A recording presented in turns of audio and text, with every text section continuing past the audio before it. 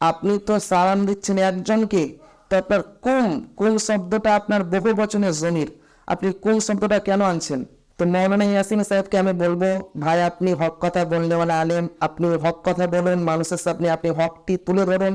আসসালামু আলাইকুম রহমতুল্লাহি ওয়া বারাকাতুহু। সম্মানিত প্রিয় বন্ধু, আরেকটি নতুন ভিডিও নিয়ে উপস্থিত হলাম আমি আপনাদের সম্মুখে। তো ভিডিওটি কি নিয়ে হবে আপনারা তো থাম্বনেল দেখে বুঝে নিয়েছেন। তো চলুন, তো ভিডিওটি হবে আপনার মৌলানা ইয়াসিন সাহেবকে নিয়ে।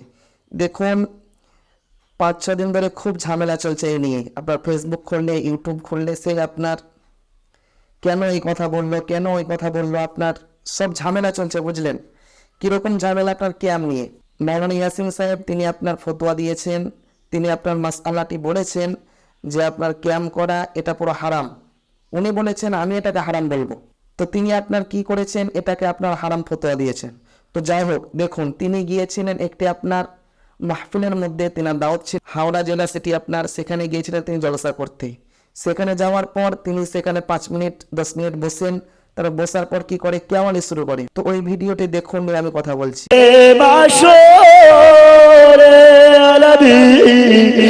সালাম হইল আল্লাহর আরবানি পোহালো দুঃখের রজনী হইল। তো সম্মানিত প্রিয় বন্ধু, আপনার ভিডিওটি দেখলেন, তারা কি করছে, আপনার কেয়ামই করছে, বুঝলেন? তো এই কেয়ামের ব্যাপারে আমি দুটি কথা আমি আপনাদের সম্মুখে বলি সংক্ষেপের মধ্যে। প্রথমত দেখুন, আমরা কি করি, তারা বলছে আমরা নবীজিকে দরুদ পাঠাই।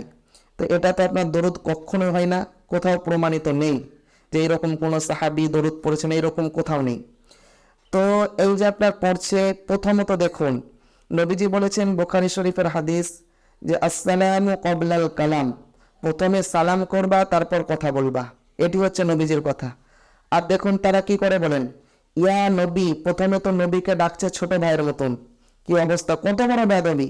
প্রথমে ডাকছে ইয়া হারফে নিদা, ইয়া আপনার ডাকার ক্ষেত্রে ব্যবহার হয় আরবিতে, বলছে ইয়া নবী, আমার নবী, সালামু আলাইকা, তোমার উপর রহমত বর্ষিত হোক। প্রথমে আপনার হাদিসের বিপরীত করছে, সে নবীজির কথা না মেনে প্রথমে বেদবি গেল। এটা তো আপনার হাদিসের আপনার পুরো হাদিস না মেনে এটা করছে গাজরামো। দ্বিতীয়ত দেখুন, আমরা কাউকে কি বলি, আপনার সালাম দিয়ে আমরা কি বলি, আসসালামু আলাইকুম আব্দুর রহমান ভাই বা আসসালামু আলাইকুম আব্দুল্লাহ ভাই, এইভাবে আমরা সালাম দিই। আপনি তো সালাম দিচ্ছেন একজনকে, তো আপনার কুম কুম শব্দটা আপনার বহু বচনের জমির, আপনি কুম শব্দটা কেন আনছেন? এটা আনা হয় আপনার সম্মানের ক্ষেত্রে। তো এখানে তারা কি করে দেখুন, ইয়া নবী সালামু আলাইকা, এই দেখুন এখানেও নবীজির সাথে বেয়াদবি হচ্ছে, এখানে আপনার নবীজিকে ছোট করা হচ্ছে। এখানে আপনার কি আনছে, তারা আপনার ওয়াহিদে জমির আনছে। যেমন আল্লাহ রাব্বুল আলামিন কোরআনের মধ্যে বলেছেন 12 নম্বর সূরা পৃষ্ঠা নম্বর 20 ডান দিকের পৃষ্ঠা সূরা তাহা, সেখানে একটি আপনার জুমলা আসছে, আল্লাহ রাব্বুল আলামিন বলছেন নাহনু নারযুকুক, তোমাদেরকে আমি কি করি, রিজিক দান করি। আল্লাহ কটি ভাই, আল্লাহ তো আপনার একটি। তো নাহনু, এই আপনার জমিরটা এনেছেন কেন, বহু বচনের জমির কেন এনেছেন? সম্মানের ক্ষেত্রে। তাহলে প্রথমত গেল আমরা ইয়া নবী, প্রথমে আমরা কালাম করছি, নবীজির হাদিস না মেনে আমরা বিপরীত করছি।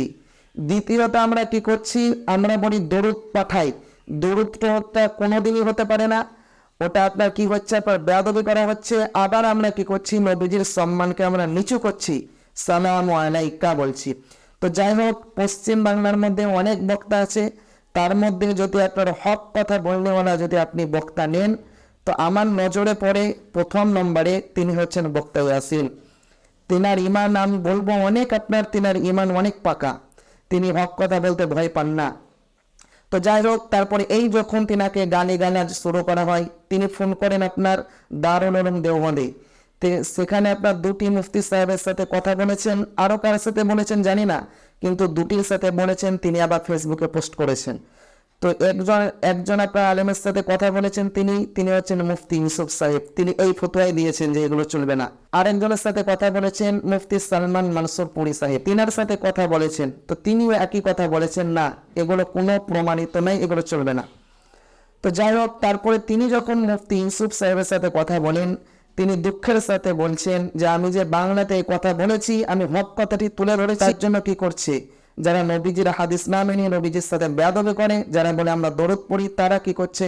ইয়াসিন সাহেব এরকম বলছেন যে যেনারা আপনার দারুল উলুম দেওবন্দকে আপনার কি করেন, মেনে চলেন, তারা কোনো আলেম কিছুই বলছে না। তো মৌলানা ইয়াসিন সাহেবকে আমি বলবো, ভাই আপনি হক কথা বললে ওলা আলেম, আপনি হক কথা বলুন, মানুষের সামনে আপনি হকটি তুলে ধরুন। আর এতটা আশাবাদী যে আপনি অনেক মানুষের আপনি মন জয় করেছেন, তাদের দিলের মধ্যে আছেন, আমাদের দিলের মধ্যে আছেন, হক কথা বলে আপনি এগিয়ে যান। আপনার সাথে আমরা সকল আলেম ওলামা আছি, আপনি হকটি তুলে ধরুন। আর এতটা আমরা আশা করি যে আপনি হক কথা বললেই ইনশাল্লাহ কাজ হবেই। তো মৌলানা ইয়াসিন সাহেবের জন্য একদম অন্তর থেকে আপনার দোয়া রইল, সকল আলেম ওলামা সকলে তেনার জন্য দোয়া করবেন, তিনি হক কথা যাতে আরও মানুষের সামনে বলতে পারেন। দেখা হচ্ছে আপনাদের সম্মুখে পরবর্তী ভিডিওতে। ততক্ষণ আপনারা ভালো থাকুন, সুস্থ থাকুন, আমার জন্য দোয়া করুন, সকল আলেম ওলামার জন্য দোয়া করুন। আসসালামু আলাইকুম ওয়া রাহমাতুল্লাহি ওয়া বারাকাতুহু।